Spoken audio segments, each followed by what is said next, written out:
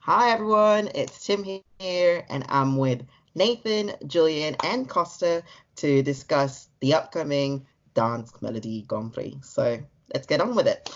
Let's start with Julian. What are your favorites from this year's Danish national selection? Okay, so as we have a super final with them with three songs, I think, advance. My three favorites would be Yes, Forget It All, and Human.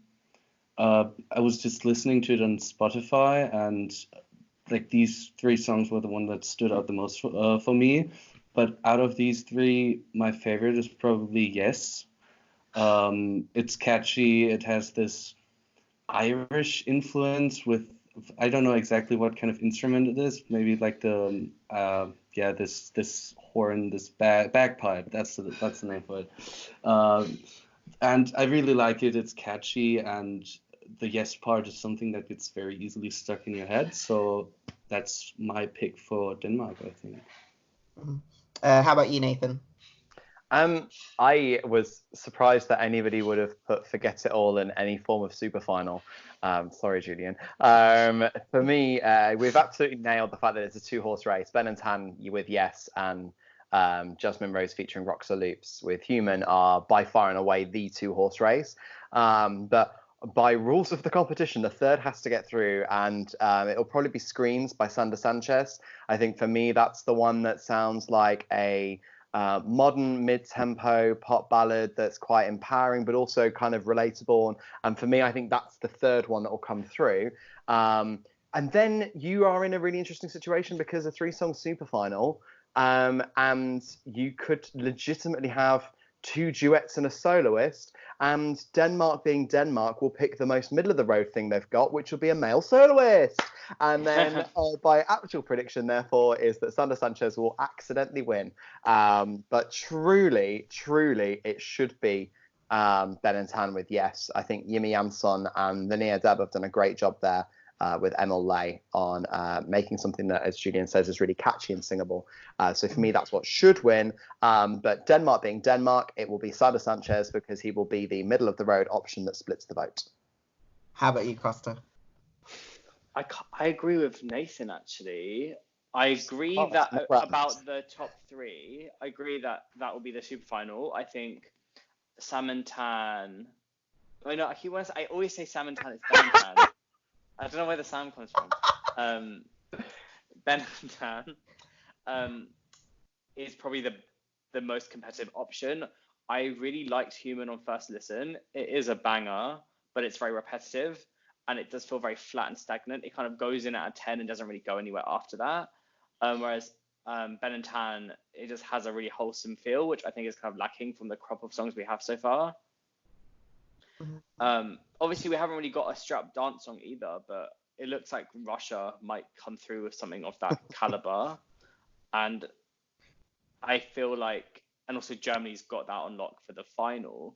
I think this kind of slightly twee but elevated, catchy, feel-good pop song that Ben and Tan are bringing would actually do very well for Denmark. I think it would get them into the top 10 at this rate, especially because we've got a lot of dark songs. I think something so bright and light but also not tacky will kind of serve it. And just, I don't know what they look like in terms of like as performers, because it's a one-shot national final, but just based on like the kind of imagery I've seen of them, they have a really kind of, they don't look like twee people. So I think that will kind of bridge the gap, making it more of an not expensive, but like polished and appealing package. And they're both very good looking people as well, which helps.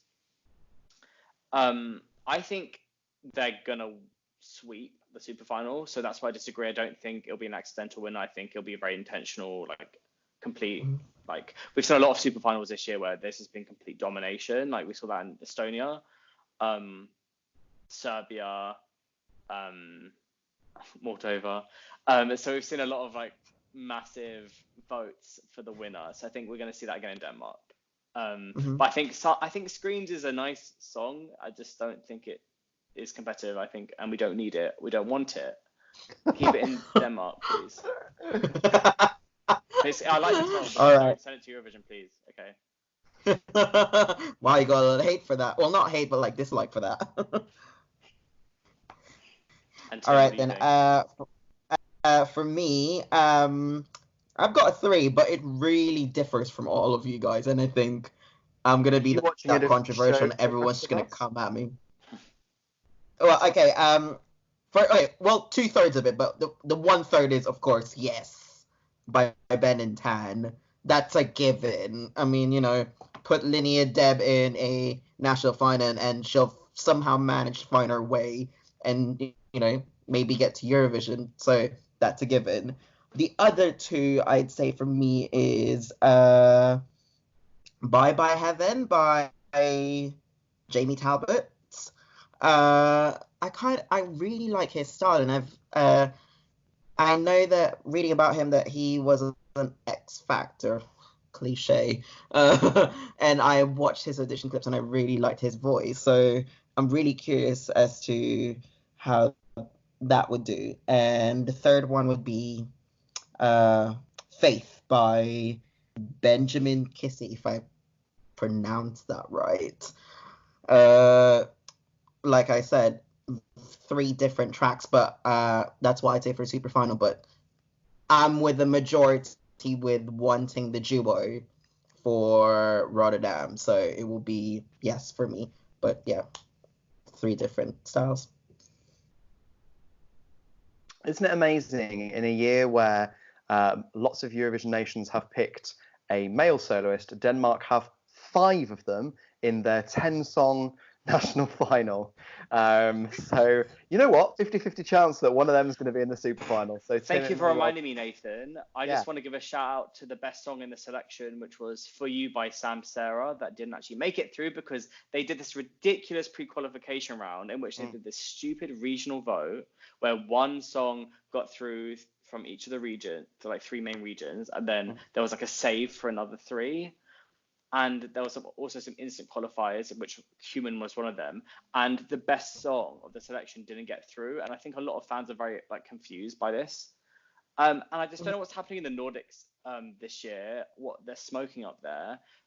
Between Norway and Denmark, just deciding that let's just do the most nonsensical format. Let's really put Slovenia to shame and just do something really dumb for the hell of it. Just select 10 songs and put them in a final. Why do you have to torture us by releasing some songs, keeping other ones? There's no point. It's unfair to the artists. It's unfair to the songwriters. It's a waste of everyone's time. And it doesn't need to happen. It makes no sense. It's not entertaining. And we lost a really good song. So well done. I hope you're happy. But yeah, if you send Ben and Tan, you'll do well, whatever. That was my rant. We've just found our new segment there, Views with Costa Christie. There'll be no such segment. I'm not editing that out. That's staying in. You need to hear that. Try me. Denmark. So yeah, can we agree that if they do send Yes, it will do pretty well? I think that's a given. Yeah, I think it's a yes. It's a very unique track, and I think I can just imagine it being in Ahoy.